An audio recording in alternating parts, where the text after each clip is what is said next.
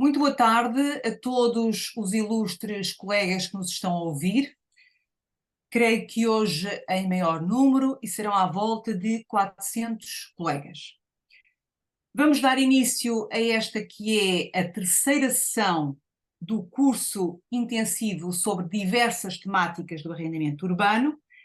Contamos hoje com a honrosa presença do Sr. Professor Dr. Pedro Romano Martínez, mais uma vez entre nós, a quem agradeço penhoradamente a presença, e que nos irá falar sobre o bloqueio de rendas. Numa breve, muito breve nota curricular do Sr. Professor, dizer-lhes que é professor catedrático da Faculdade de Direito da Universidade de Lisboa, onde desempenhou, aliás, vários cargos, nomeadamente o de presidente do Conselho Científico e diretor. Participou em diversos trabalhos legislativos, é jurisconsulto e árbitro em arbitragens nacionais e internacionais. Tem diversos trabalhos publicados e, portanto, isto será apenas uma breve nota curricular, senão passaríamos aqui toda a tarde a falar sobre o currículo do Sr. Professor. Sr. Professor, faz favor, tem a palavra. Muito obrigada. Boa tarde, muito obrigado, doutora Ana Santos, e particularmente reitero o meu agradecimento. Já não é a primeira vez, como referiu, que venho ao abrigo deste convite que me é dirigido falar para o Conselho Regional de Braga da Ordem dos Advogados. Evidentemente que o panorama acaba por 400, imagino que seja um pouco mais extenso do que só o Conselho Regional de Braga, mas é particularmente gostoso este convite e por isso muito agradeço, particularmente porque a doutora Ana Santos tem tido aqui um empenho de diversas temáticas para as quais me tem convidado e que por sempre muito agradeço, de divulgação de problemas. Neste caso concreto, é evidente que é um problema que está na ordem do dia. E tanto está na ordem do dia que, relativamente a esta matéria, que hoje iria falar convosco sobre o bloqueio de rendas, se acompanharam as notícias, há poucos minutos a Assembleia da República voltou a confirmar aquilo que é normalmente referido pelo programa Mais Habitação. É evidente que para nós depois falaremos noutros termos mais técnicos, o que quer dizer que isto sobre o qual iremos falar, neste aspecto concreto do bloqueio de rendas, mas claro que o dito programa tem bastantes outras medidas, mas estas que iremos falar e as demais, evidentemente, acabarão por se transformar numa lei da Assembleia da República que o Sr. Presidente da República, pese embora o veto que fez, terá agora de promulgar.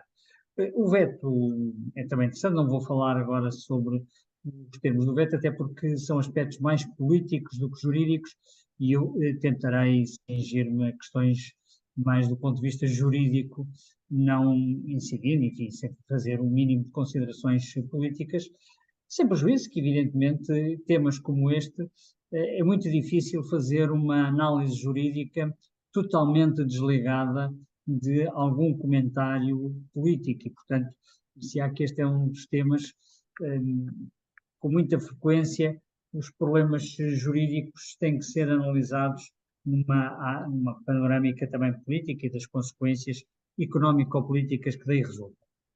Bom, no fundo, iria tratar da questão do bloqueio de rendas e fazer um pouco a comparação dos dois diplomas, enfim, não chamamos diplomas, das propostas que estiveram sobre a mesa. A primeira, 6423, de 3 de março de 2023, em que, logo no artigo 1º, e este é sempre um ponto essencial nesta matéria do arrendamento, vem dizer-se que, com a presente lei, pretende garantir habitação para todos. Bom, garantir habitação para todos, na parte que respeita concretamente às rendas, tem a ver com o custo dessa mesma habitação e depois este mesmo artigo 1º, e é aqui que nos interessa essencialmente, vem no número 2 já nas alíneas H e primeiro determinar que estabelece um regime de fixação do valor de rendas para novos contratos de arrendamento e depois que estabelece um regime especial de proteção dos inquilinos nos contratos de arrendamento anteriores a 1990. Portanto, já falaremos sobre isto e sobre toda esta temática. Isto era a solução que encontrávamos, como disse, na proposta 64.3, de 3 de março, que o Governo apresentou à Assembleia da República. Essa proposta veio a ser alterada com alguma, em variados aspectos, evidentemente, vou cingir-me a esta matéria das rendas e encontramos a questão agora neste chamado Decreto da Assembleia da República, número 8115. E o artigo 1º tem alguma similitude, agora vem dizer que a presente lei estabelece medidas com o objetivo de garantir mais habitação, já não é aquela fórmula enfática que garantir habitação para todos, agora é numa formulação mais comedida, garantir mais habitação, e depois, no número 2, agora também mais enxuto, repare-se que ainda há pouco, quando falei no número 2, já íamos na linha H e agora, relativamente ao nosso tema daquilo que é o bloqueio de rendas, encontramos neste número 2, mas nas alíneas C e D. Ou seja, o legislador neste diploma que saiu da Assembleia da República, depois do debate, disse que retirou muito daquilo que era propaganda, se assim quisermos dizer, aspectos que eram menos técnico-jurídicos e, portanto, cingiu-se mais às questões jurídicas e vem nesse número 2, a linha C, dizer que são definidas regras excepcionais e transitórias quanto ao valor das rendas, portanto, a forma é muito mais precisa do que no diploma de março e, além disso, que vão ser definidos mecanismos de proteção dos inquilinos nos contratos de arrendamento anteriores a 1990. Portanto, dir-se-á, as diretrizes são as mesmas. Os problemas de bloqueio de rendas colocam-se exatamente nos mesmos moldes em março de 2003 e agora com este decreto que acabou de ser confirmado hoje na Assembleia da República, e, portanto, dir-se-á, não há nesse aspecto grande diferença, mas refiro com um outro apuro técnico e, portanto, do ponto de vista da técnica legislativa, não há há aqui uma evolução significativa. Depois encontramos um primeiro ponto, isto é, a definição das regras excepcionais e transitórias quanto ao valor de rendas. Vamos encontrar essa temática a propósito, agora também de uma forma melhor conjugada, porque vem a propósito de uma alteração à Lei 19 de 2022, ou seja, a Lei 19 de 2022 é que estabelece os coeficientes de atualização de rendas e, portanto, é através da Lei 19 de 2022 que se vem estabelecer e, portanto, uma alteração a esse artigo 3º da Lei 19 de 2022, de 21 de outubro, que se estabelecem as taxas, e, portanto, temos aqui um elenco de taxas e de coeficientes que determinam esse aumento de rendas, e, portanto, que o aumento de rendas tem que estar sujeito a estes limites, e, enfim, acrescento, estamos numa fase muito embrionária, que, pelo menos tem sido bastante veiculado na comunicação social, que mesmo estes coeficientes que resultam da Lei 19 de 2022 e mesmo com estas correções ou limitações constantes desta alteração legislativa agora aprovada, ainda se fala numa eventual nova intervenção legislativa no sentido de condicionar o aumento de rendas, tendo em conta que mesmo com estas taxas, tendo em conta a inflação atualmente existente, poderá haver valores que possam ser, em alguns casos, significativos e, portanto, ainda se admite uma nova intervenção neste âmbito dos coeficientes de rendas. E o segundo ponto vem agora tratado, portanto, aquele que tem a ver com uma proteção dos inquilinos no que respeita às rendas, vem tratado nos artigos 34 e seguintes desta nova lei, num capítulo intitulado Segurança no Mercado do Arrendamento. Bem, chamar segurança no mercado do arrendamento quando se estabelecem mecanismos no âmbito da renda que trazem alguma insegurança para os senhorios, perguntar-se-á se o termo segurança aqui neste caso terá uma utilização técnica muito fiável. Ou seja, segurança neste caso é vista essencialmente, como depois vem no subtítulo, proteção dos inquilinos. Ou seja, segurança para a proteção dos inquilinos. Mas não é segurança na relação contratual, na relação de arrendamento, tendo em conta que se fosse uma segurança no mercado do arrendamento em geral, ou, portanto, segurança nos contratos de arrendamento em geral, as soluções que encontramos, seja no artigo 34, seja no artigo 35, enfim, depois também no artigo 36, com as alterações ao NRAU, portanto, o novo regime do arrendamento urbano, dir-se-á que podem não ser verdadeiramente uma lógica de segurança que está aqui subjacente, tendo em conta que, pelo menos para os senhorios, isto cria uma instabilidade, cria alguma perda de expectativas no que respeita aos arrendamentos, seja aos valores das rendas, como falámos, como dos novos arrendamentos, mas já falarei desta questão dos novos arrendamentos, ou melhor dizendo, dos arrendamentos anteriores a 1990 e, portanto, das situações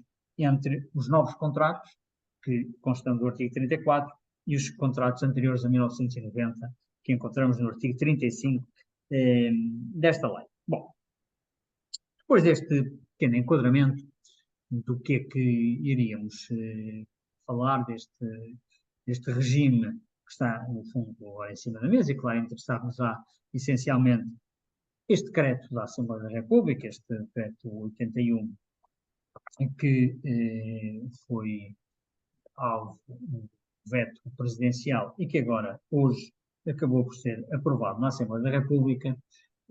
Importa essencialmente ver o que é que daqui resulta, mas há que, em primeiro lugar, fazer um pequeno enquadramento e um enquadramento histórico e perguntar se esta questão do bloqueio das rendas é totalmente nova para o sistema jurídico português ou, pelo contrário, assenta numa realidade que já foi conhecida e que, no fundo, já suscitou alguns problemas e, portanto, no fundo, importa ver esta questão. Ora, relativamente a esta matéria, fazendo aqui uma análise histórica da matéria dos chamados congelamentos de rendas, das limitações ao aumento de renda, do que encontrei, a primeira previsão legislativa é aquela que encontramos no Decreto-Lei de 12 de novembro de 1910. A República tinha sido implantada há pouco mais de um mês, portanto, a 5 de outubro, e a 12 de novembro de 1910 surge um decreto em cujo artigo 9 se estabelece de modo transitório uma limitação ao aumento de rendas. Portanto, de forma muito lacónica, aparece este diploma dizendo que as rendas não podiam ser aumentadas.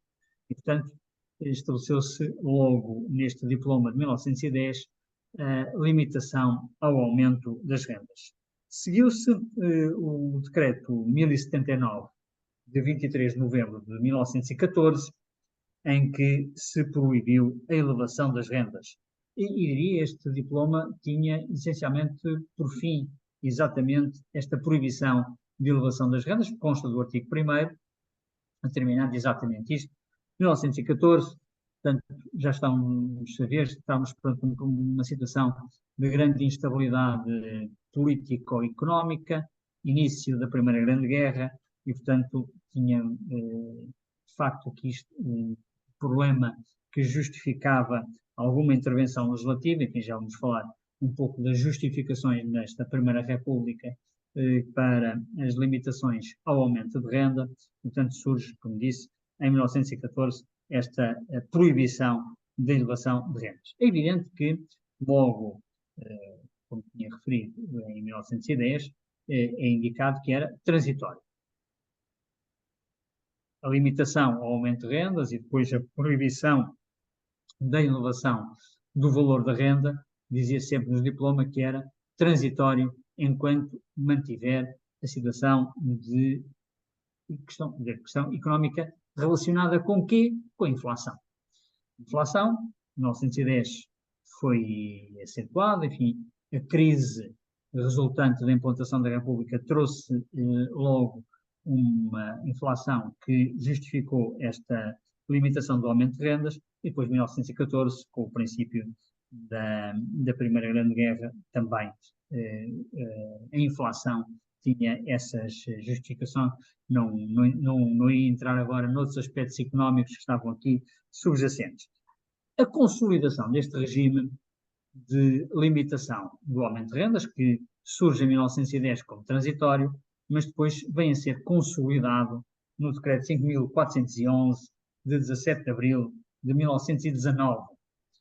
Tinha terminado a guerra, já estávamos num período pós-guerra, mas com todas as consequências económicas negativas que advinham do fim da Primeira Grande Guerra, nomeadamente o regresso das tropas portuguesas que tinham estado a combater em França ou em África, e havia uma crise habitacional particularmente associada com uma inflação galopante que então se vivia nesses anos do pós-guerra, e concretamente não só pela Europa fora, mas em Portugal também.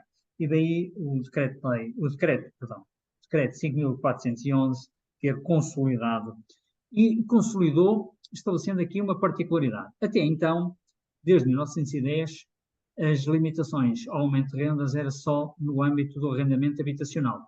Era só no arrendamento para habitação. Tanto o diploma de 12 de novembro de 1910 como o de 23 de novembro de 1914 só estabeleceram estas limitações de aumento de renda no que respeita ao arrendamento para habitação. Contudo, com o diploma de 1919, o 5.411, essa limitação do aumento de rendas passou também a verificar-se no que respeita aos arrendamentos para comércio e indústria. Portanto, houve aqui um alargamento para uma realidade diferente, ou seja, a razão inicial que justificou o bloqueio de rendas, que estava associado com a crise habitacional e com a inflação, a partir de 1919, já não era somente a crise habitacional, era uma proteção do inquilino em termos gerais, independentemente de se tratar do inquilino habitacional ou de ser um inquilino para o comércio e indústria. Mas, ainda assim, em 1919, apesar de se tratar de uma consolidação, continuou a prescrever-se que o regime era transitório. E, portanto, era enquanto as questões económicas, nomeadamente a inflação, justificassem que se deveria manter esta solução. Claro que, muitas vezes, na crítica e na apreciação destas soluções da Primeira República, vem-se dizer que, evidentemente, a inflação foi um elemento determinante, e a inflação durante a Primeira República é conhecida, o escudo teve primeiro foi criada a moeda, o escudo, e depois o escudo teve uma depreciação muito relevante, enfim, com múltiplas críticas a essa depreciação e ao recurso frequente à desvalorização monetária, que evidentemente levava a situações de inflação, e dizia que o problema foi evidentemente falta de habitação, e portanto como falta de habitação havia estas medidas. Já agora não o referi porque não era exatamente o nosso tema, mas associada com as limitações ao aumento de renda, tinha também uma previsão de limitação de denúncia livre do contrato. Portanto, os senhorios não podiam despejar os inquilinos, também sempre desta forma transitória, e, portanto, teriam que manter os inquilinos, não podendo aumentar as rendas nos termos que referimos. Esta solução, que, como disse, resultava da Primeira República e que foi consolidada em 1919, tinha a falta de habitação, mas muitas vezes é referenciado que a razão de ser foi uma razão política de proteção a um extrato social, desfavorecido, claro, aquele que é arrendatário, e que era apetecível do ponto de vista de votos. E, portanto, estava aqui em causa, perante estas soluções, muitas vezes a captação de voto de um extrato social que, particularmente em grandes cidades, Lisboa e Porto seria a situação mais gritante, tinham a forma de acolher esses votos deste extrato social desfavorecido e, portanto, daí estas soluções. Entrando no Estado Novo, os regimes transitórios da Primeira República subsistiram. E, portanto, esta lei de 1919, apesar de ter a sua base na Primeira República, de ter razões políticas, evidentemente das económicas, que estavam associadas, mas de ter razões políticas, o Estado Novo manteve. Manteve a solução e, mais do que manter, veio, já no fim da Segunda Grande Guerra, concretamente com a Lei 2030, de 22 de junho de 1948, estabelecer um regime genérico. Portanto, a Lei 2030 é a Lei do Arrendamento, digamos que é o precedente do RAU, como quisermos, de facto, em que tínhamos ali o regime do arrendamento que constava dessa Lei 22 de junho de 1948 e muitas das soluções que resultavam dessa lei de 1948 eram, diria, muito similares àquelas que encontrávamos no regime que vinha da Primeira República, não só a limitação à livre denúncia dos contratos, como particularmente, e aquilo que nos interessa, a questão do bloqueio de rendas. Só que ficou estabelecido que esse bloqueio de rendas era unicamente, como já tinha sido estabelecido no passado, ficava circunscrito às duas grandes cidades, Lisboa e Porto. E, portanto, o bloqueio de rendas e estas limitações ao aumento de rendas e estabelecimento de coeficientes relativamente ao aumento de rendas era nas cidades de Lisboa e Porto, e isso foi concretizado neste regime de 2030, de 2030, perdão, da Lei 2030, a 2030 ainda não chegamos, nesta Lei 2030, em que, de facto, se estabeleceu essa base de, diria, onde tem mais impacto o arrendamento habitacional, e repito, também mantendo a solução já de 1919, extensível ao arrendamento para o comércio e indústria. Portanto, tínhamos aqui uma solução de proteção dos inquilinos, especialmente habitacionais, mas não exclusivamente habitacionais, e mantinha-se a mesma lógica em 1948, portanto, com a Lei de 2030, a mesma lógica de estas soluções contrárias à autonomia privada, particularmente o que nos interessa agora, de bloqueio de rendas, terem caráter transitório. E, portanto, só transitoriamente é que se estabelecia que os senhorios não podiam aumentar as rendas para além de determinados coeficientes, ou para novos contratos, e quanto aos novos contratos, no princípio não havia limitação de valor da renda, mas mantinha-se a lógica do caráter transitório. Esse caráter transitório é que acaba por não se manter com o Código Civil de 1966, em que o regime do arrendamento, portanto, artigos 1022 e seguintes, mas concretamente depois as regras do arrendamento, que têm soluções limitadoras da autonomia privada não se aplicava, no caso concreto do bloqueio de rendas, que não se aplicava a todo o país, mas a Lisboa e Porto, estas situações deixaram de ter caráter transitório. E, portanto, a lógica da transitoriedade, que vinha desde 1910, é quebrada em 1966. Agora, as perguntas acerca da razão de ser deste regime, que já tínhamos da Primeira República, com uma justificação de captação de votos de um determinado extrato social desfavorecido. Se a mesma razão valeria para o Estado Novo. Aí é difícil dizer que fosse um problema de captação de votos que estava em causa relativamente a esta solução que resultou do Código Civil de 1966, na versão inicial, evidentemente, mas, de facto, houve também esta preocupação de proteção da habitação. Evidentemente que havia aqui dois fatores diferentes, muito diferentes, relativamente à Primeira República. Em primeiro lugar, em 1966, não tínhamos inflação, ou a inflação era muito diminuta e, portanto, não havia um problema de combate à inflação e as limitações ao valor das rendas e, portanto, a proibição de aumento de rendas em Lisboa e Porto não era uma razão de tutela dos inquilinos desfavorecidos em razão da inflação.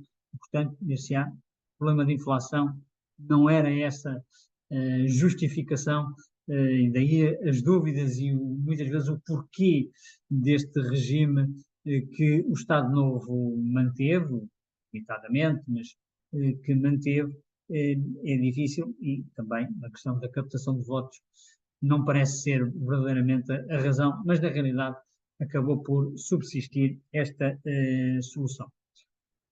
Depois do 25 de Abril, relativamente a esta questão, é relevante aludir a um diploma base, isto é, diploma relevante nesta questão, que é o Decreto-Lei 445/74, de 12 de setembro, em que, relativamente à atualização de rendas, se estende a todo o país.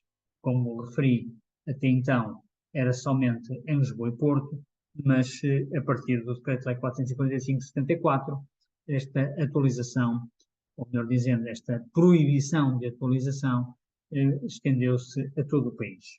E o mecanismo sobreviveu durante vários anos, dir-se-á, até à tentativa primeira em 1985 e depois essencialmente em 1990 com o RAU. Em 1990 o regime do arrendamento urbano termina esta solução, termina com estas limitações de renda, passando a vigorar para os novos contratos um regime comum, ou seja, autonomia privada a funcionar. Porém, o RAU,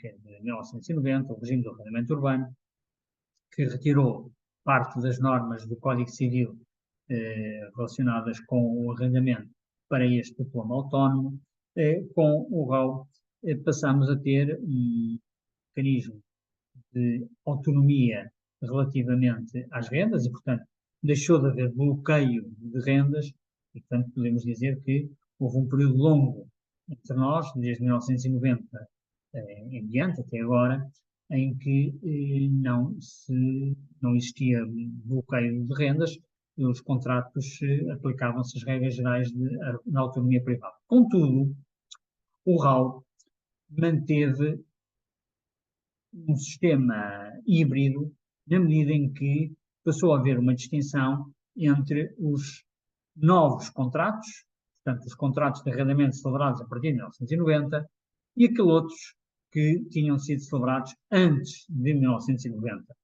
E relativamente aos anteriores a 1990, o RAU não alterou os parâmetros de limitação que respeitavam atualização de rendas. E, portanto, a atualização de rendas já antiga em Lisboa e Porto e desde 1974 generalizada para todo o país, essa atualização de rendas estava limitada, portanto, para todos os contratos anteriores a 1990.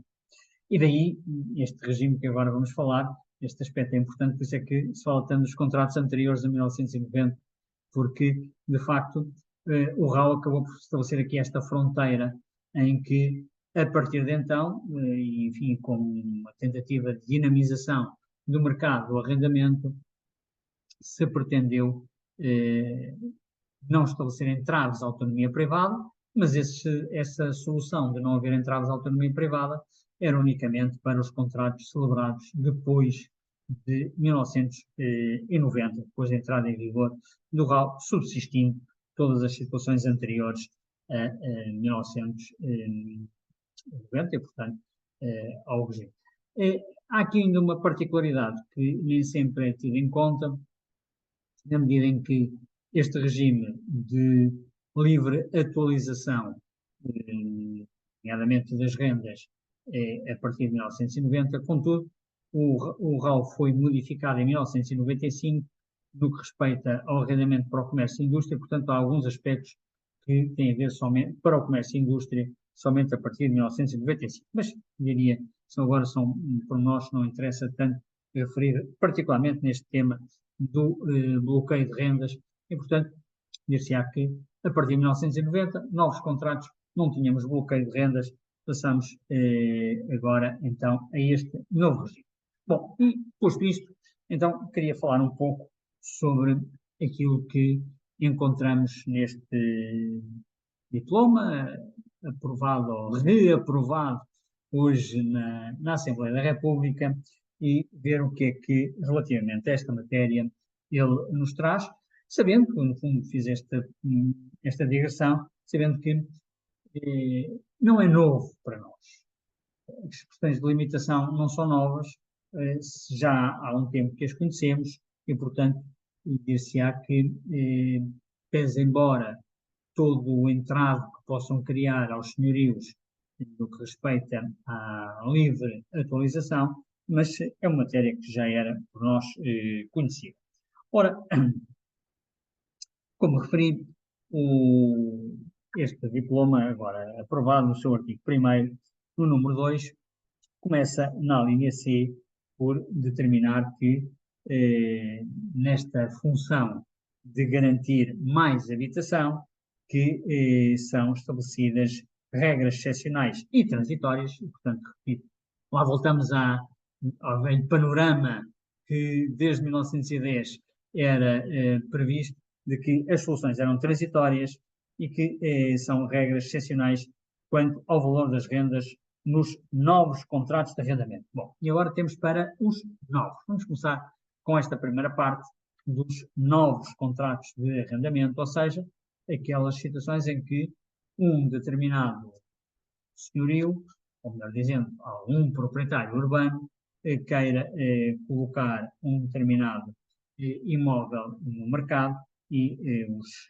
as limitações que daí decorrem nessas situações. Ora, relativamente a esta matéria, como disse, o preceito principal é o que encontramos no artigo 34 deste novo regime.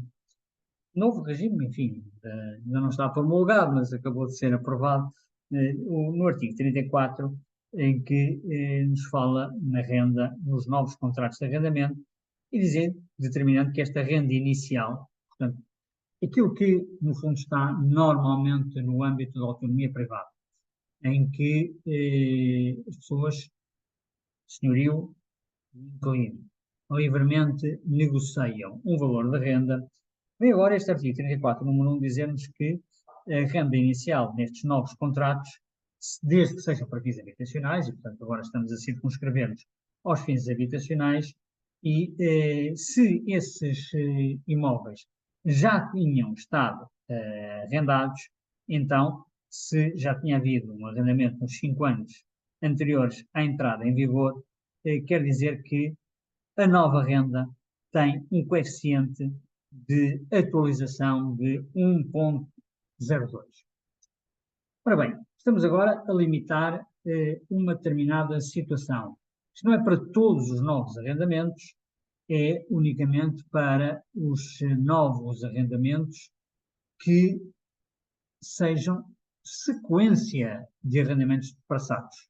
E, portanto, o imóvel esteve arrendado há 2 ou 3 anos, entretanto o inquilino saiu e agora o senhorio quer celebrar um novo contrato de arrendamento. E ao celebrar esse novo contrato de arrendamento, tem de ter em conta a última renda praticada no contrato anterior, limitada a este coeficiente de atualização.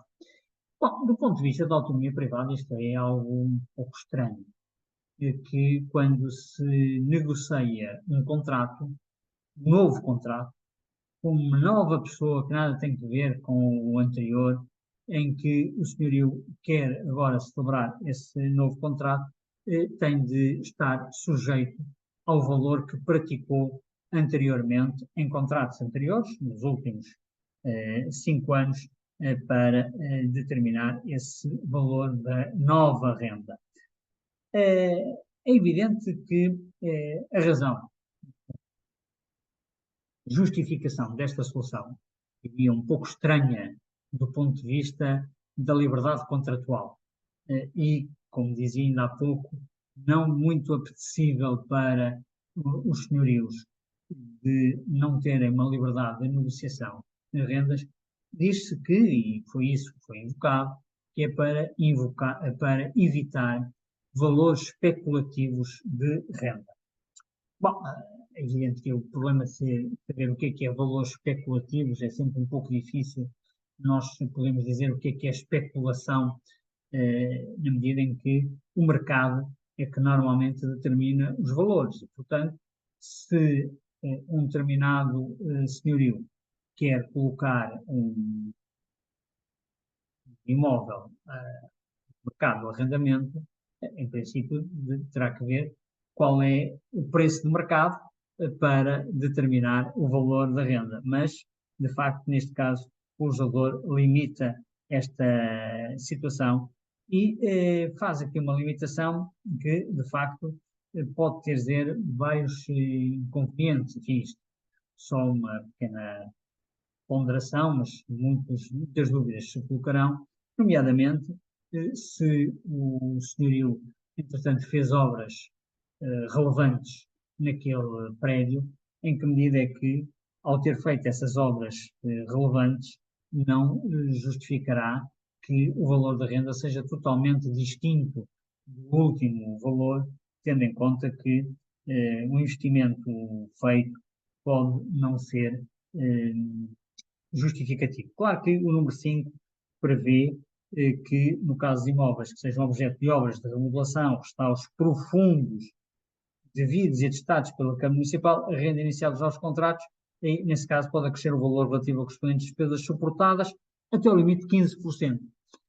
Ou seja, mais uma vez, um limite, mesmo que o senhorio faça obras e que tenha agora posto no mercado um imóvel em muito melhor estado do que do anterior contrato de arrendamento, mas mesmo assim tem um limite de 15% e, portanto, não é uma total liberdade de escolha. E além de que estas obras ou estes restauros têm que ser devidamente atestados pela Câmara Municipal. E, portanto, se há que não basta fazer umas obras, dizer o prédio foi, o móvel está alterado em razão de obras que foram feitas, tem que haver aqui uma justificação, um atestado da Câmara Municipal relativamente àquilo que se considera remodelação ou restauro profundo. E, portanto, não é qualquer alteração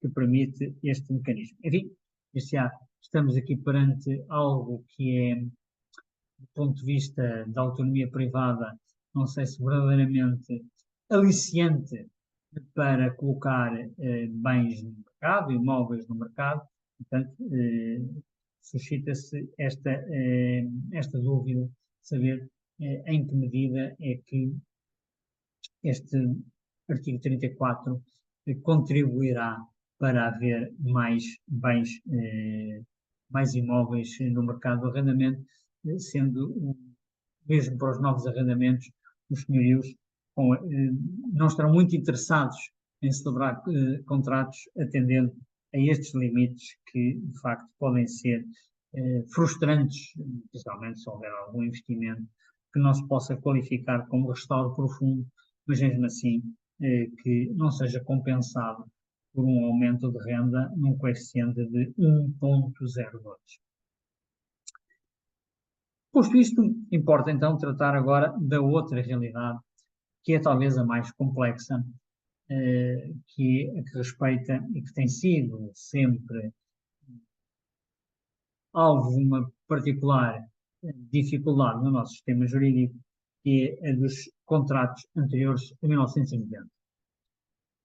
À primeira vista, nós podemos dizer, bom, contratos de arrendamento anteriores a 1990, contratos que já têm mais de 30 anos, não serão assim tantos quanto isso. Parece que não. Uma pergunta que fiz, parece que ainda há um número ainda significativo, um número relevante de contratos de arrendamento que foram celebrados antes de 1990 e que ainda estão em vigor. E, particularmente, nestes casos, destes contratos de arrendamento anteriores a 1990, como sabem, com o novo regime do arrendamento urbano, chamado NERRAU, que resulta da Lei 6/2006, através desse regime do NERRAU, concretamente dos artigos 34 e seguintes, poderia os contratos de arrendamento anteriores a 1990 transitar para o novo regime. Portanto, olhando para estas duas realidades, por um lado, são contratos com mais de 30 anos. Por outro, são contratos que, desde 2006, portanto, já há quase 20 anos, menos, poderiam ter transitado para o novo regime e, portanto, deixarem de estar sujeitos ao regime da limitação, nomeadamente dos bloqueios de renda.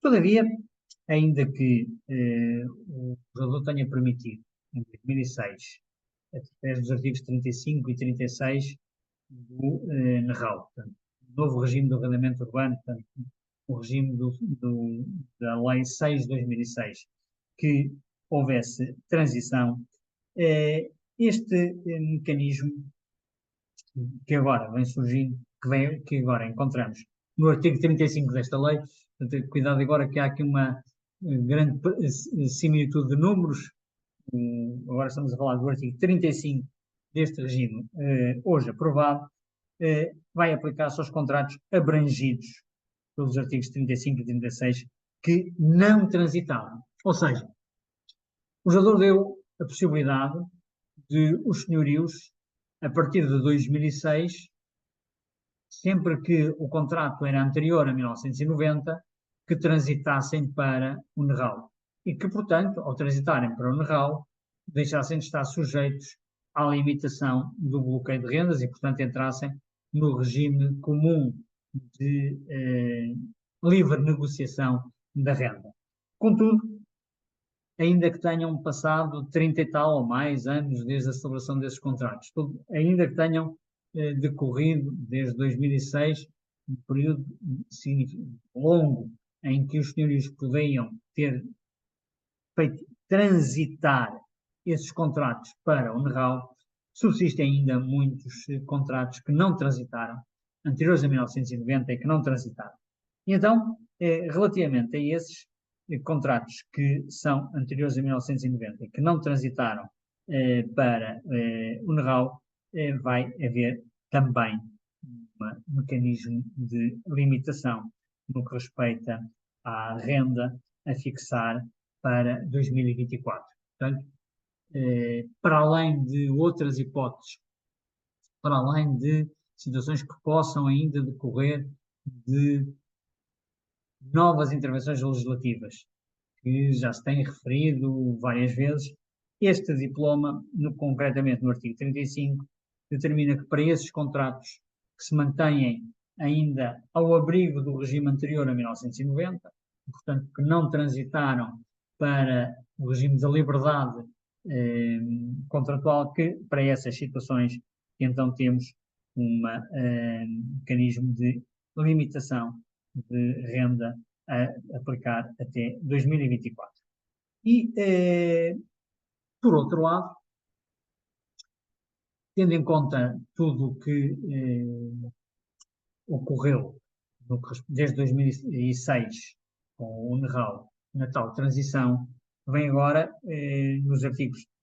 essencialmente no artigo 36, introduzir múltiplas alterações ao NERAL. E por isso, aquilo que era um regime que nós já mais ou menos conhecíamos, de transição dos contratos anteriores a 1990 para o NERAL, agora passam a ter uma solução particularmente diversa.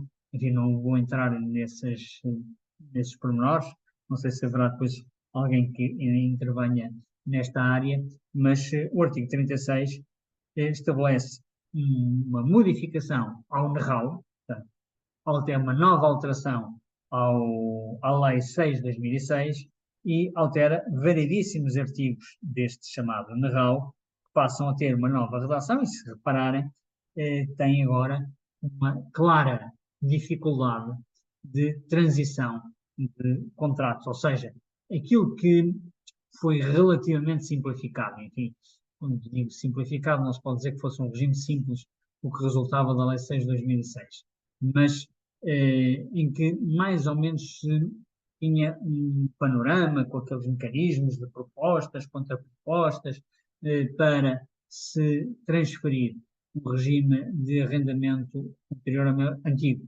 para o NERAL, para o novo regime, agora passa a ser, diria, bem mais complexo como é que isto funciona com estas alterações múltiplas que foram estabelecidas ao NERAL. Bom, posto isto, o problema que se coloca é o de saber, perante este bloqueio de rendas que está em vista, e claro, até ainda há pouco já o tinha dito, agora não fiz essa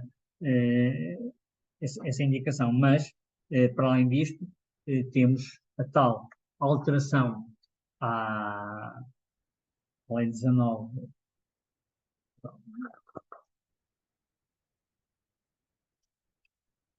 à Lei 19 de 2022, que tem as tais taxas aplicáveis ao regime de atualização, portanto, determinando como é que funcionam as atualizações de rendas, sem prejuízo de outras que ainda venham a surgir mais tarde.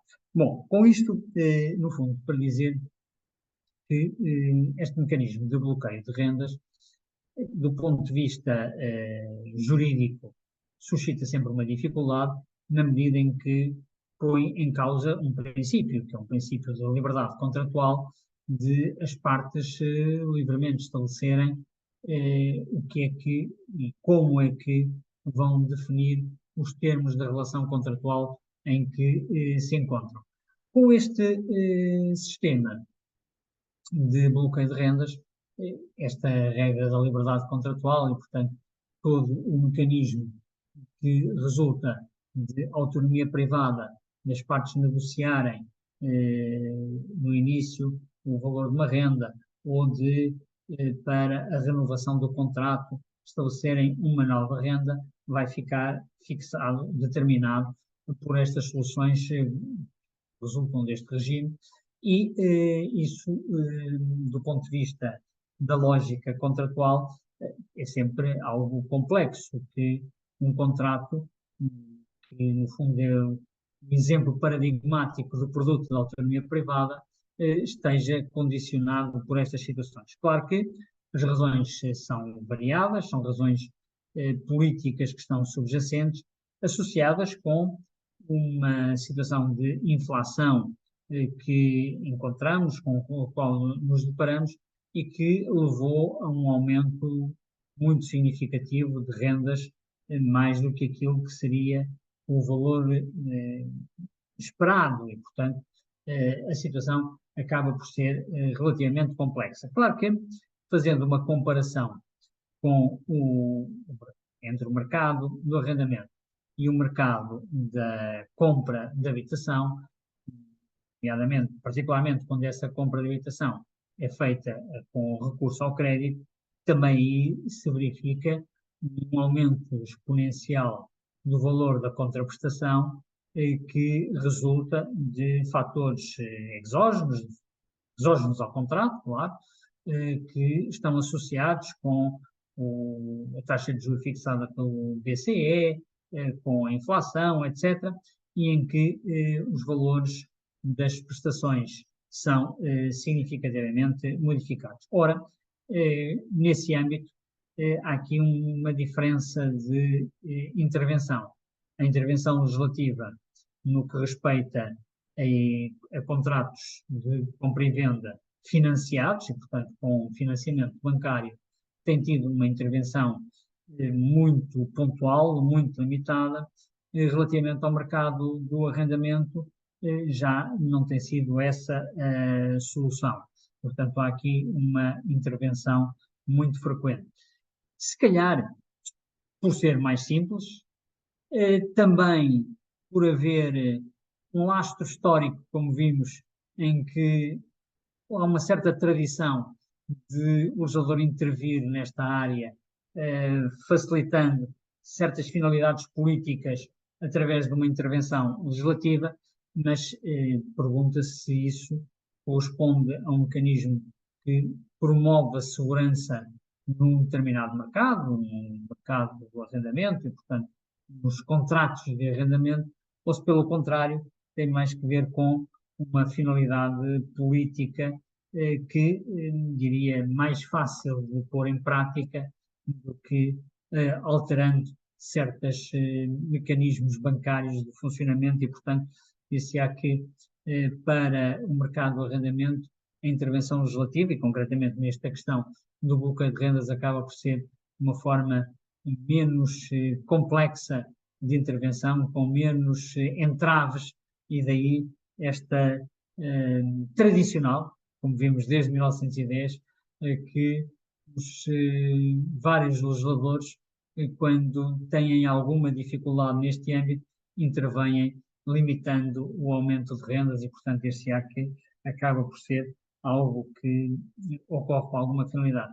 Se é uma boa solução, enfim, tenho algumas dúvidas que seja o bom caminho, mas isso a minha ideia sempre de premiar a autonomia privada, a liberdade contratual, mas compreendo que em determinadas circunstâncias há alguns entraves a colocar. Não sei se esta terá sido a solução mais equilibrada, mas enfim, isso aí já estamos numa discussão noutro patamar, que não era exatamente aquele que queria agora colocar. Senhora doutora Ana Santos, mais uma vez, muito obrigado, e enfim, estarei agora disponível para algumas questões. Eu vejo aqui que... Temos aqui três Ah, questões. certo. Temos uma questão da colega doutora Susana Rocha Martins, que refere o seguinte: o bloqueio de rendas aplica-se apenas aos contratos 5 anos. habitacionais? Exatamente, é isso. Ou seja, isto aqui há uma razão essencialmente relacionada com um determinado fator de justificação. E, portanto, se o contrato de arrendamento terminou há 1, 2, 3, 4, até 5 anos, o legislador entendeu que deveria haver uma limitação para o novo contrato de arrendamento. Se o imóvel esteve um período muito longo sem ser arrendado, então já não se coloca esta limitação. Eu julgo que por duas razões, enfim, posso estar enganado, mas julgo que por duas razões. A primeira é que se o imóvel esteve muito tempo fora do mercado, o ser agora colocado no mercado é uma mais-valia que não deve ser limitada.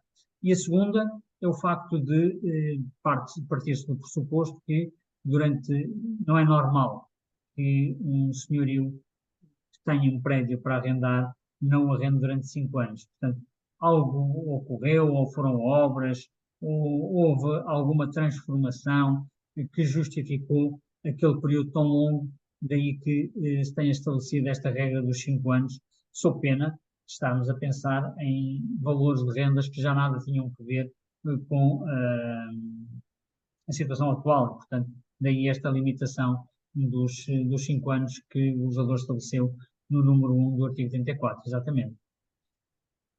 Pois, Temos depois aqui uma questão da colega doutora Márcia Holanda, que pergunta qual o número do novo projeto aprovado na Assembleia. Sim, sim. O doutor disse no início... 8115. 8115.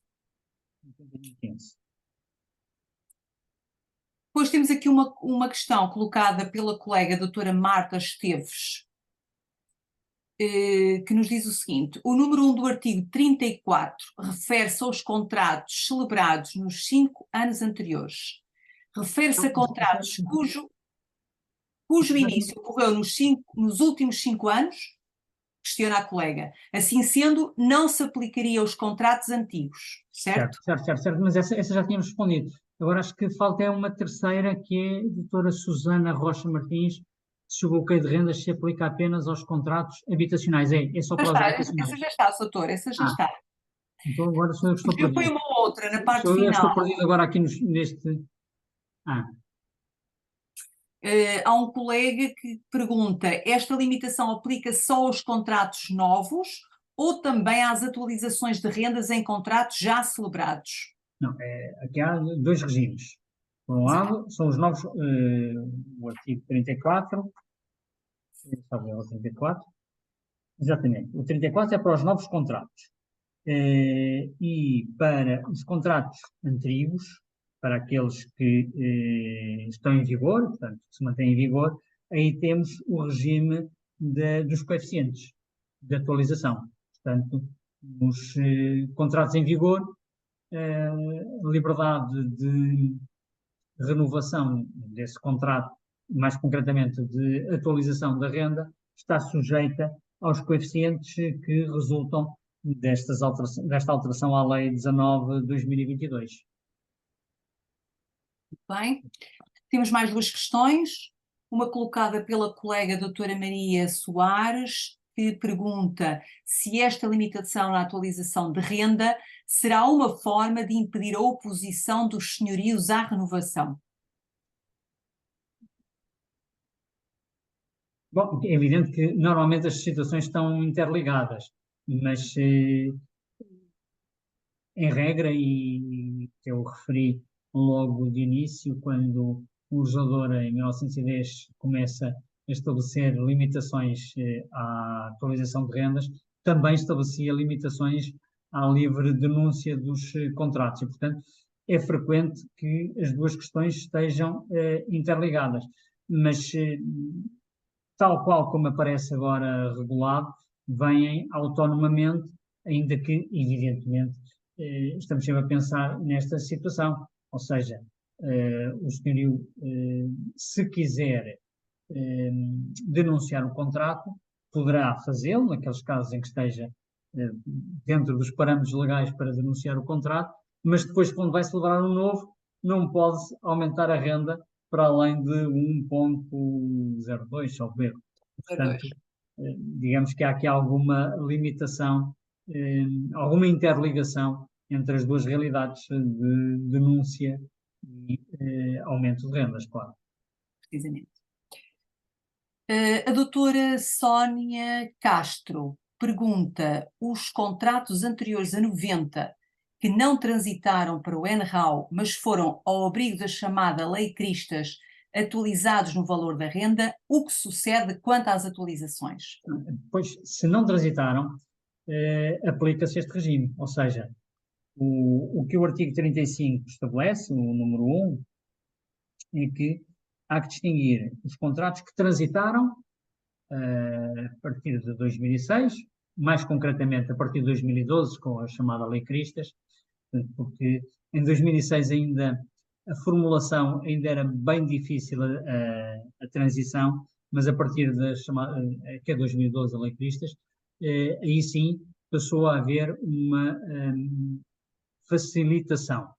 Todavia, é necessário que tenham transitado. Os que não transitaram para o NRAL estão sujeitos a este regime do 35 número 2 e, portanto, vai aplicar-se esta solução de, para 2024, terem a renda limitada. Finalmente temos aqui O uma aumento de renda, não é renda, o aumento de renda limitada. Exatamente. Finalmente temos aqui uma questão colocada pela colega doutora Rosa Macedo, que refere o seguinte: caso o prédio seja vendido sem que o prédio esteja arrendado nessa ocasião, mas tenha estado nos últimos 2 anos, a limitação aplica-se? Boa pergunta. Boa pergunta. Tinha pensado nessa hipótese, mas deixa-me ver. Renda inicial. É de facto uma questão pertinente. Pois, a ideia está pensada, o artigo 34 está pensado para o mesmo senhorio. Portanto, cessou um contrato e agora estaria limitado para a celebração do segundo. Agora, que isto se transmita com a transmissão do prédio,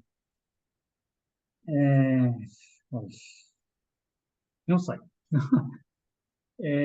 Também É o evidente doutor. que, não, só assim pensando muito rapidamente, se assim fosse, se nós disséssemos isto só se aplica quando é sempre o mesmo senhorio, estávamos a abrir a porta às situações em que o senhorio constitui uma sociedade e transfere o imóvel para a sociedade e agora já não estaria sujeito a nenhum limite ou faz uma venda fictícia, etc.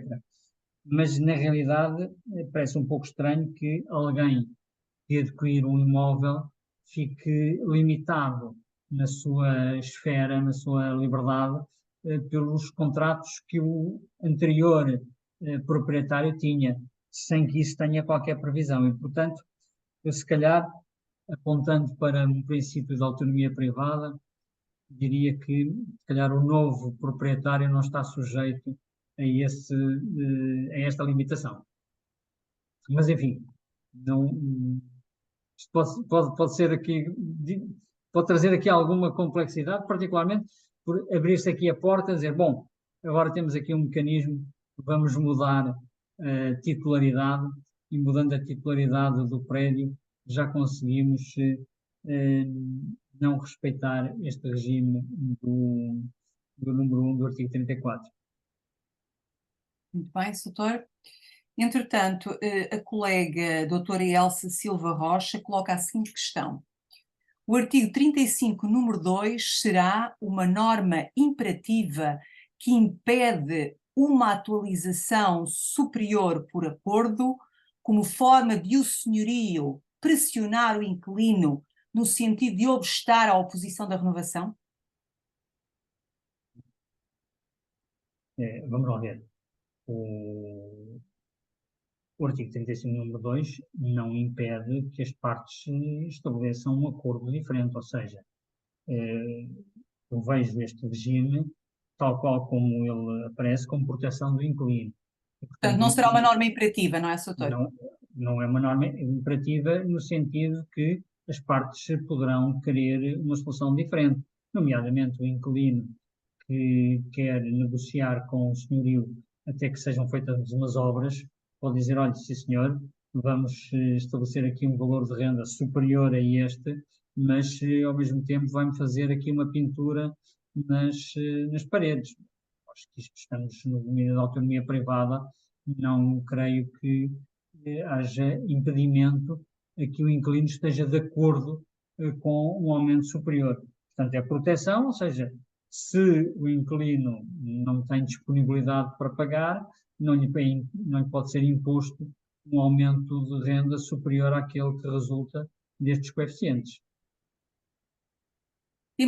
Parece-me que... Temos, entretanto, aqui uma outra questão colocada pela colega doutora Marta Esteves, que refere o seguinte: Se a renda do contrato anterior não excede os limites previstos nas tabelas referidas no número 2 do artigo, este limite não se aplica de todo? E depois acrescenta uma outra questão. O senhorio pode praticar no novo contrato qualquer renda? Agora, perdi-me um pouco na pergunta. Portanto, se a renda do A contrato colega anterior coloca não duas excede os limites. questões. Sim. O A senhor renda- consegue ler aí Sim, sim, também? estou a ler. A renda do contrato anterior não excede os limites previstos nas tabelas do número 2 do artigo. Tabela do número 2 do artigo. Qual artigo? Tabela, portanto, renda. Agora, estou aqui com alguma dificuldade em entender a Penso que pergunta. se refere ao artigo 74, desculpe, 34, número 2. Hum. Penso que a colega se refere ao 34, número 2.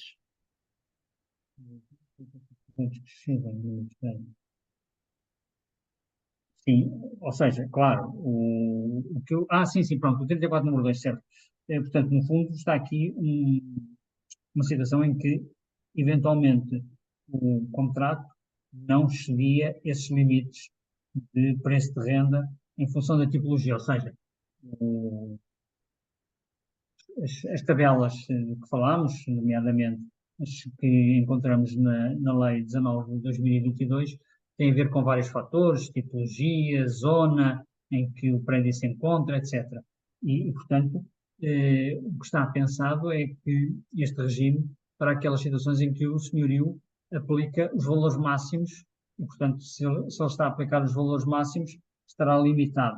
Se não exceder os limites, já o disposto neste preceito não se aplica e, portanto, terá que ter em conta o ajustamento, ou seja, até ao limite que resulta das tipologias, ou seja, que resulta da fixação do valor em função das tabelas, aí estaremos perante uma liberdade de aumento do valor, de aumento do valor da renda. Parece-me que é este o sentido do número 2 do artigo 34. Muito bem. Pronto, e creio que temos aqui todas as questões respondidas, pelo que consigo visualizar do meu lado. Não sei se o doutor consegue ver mais alguma coisa. Não. Parece-me que não. Pronto, então já está aqui a indicar que é o 34 número 2, exatamente, já. Para a nossa Esteves já Claro, colocou. Exatamente. 34. Sim. Muito bem.